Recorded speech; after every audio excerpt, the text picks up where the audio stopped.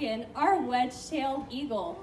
Wedge-tailed eagles are found in Australia, where they will work in pairs in order to take down prey such as sheep, goats, dingoes, and even kangaroos. They also like to eat carrion, which are animals that are already dead. Since there are no vulture species found in Australia, it is up to the wedgies to be the scavengers and nature's garbage disposals. By eating all those nasty rotting carcasses, they help keep the area clean and free of diseases. It's very important for keeping our environment clean. Don't get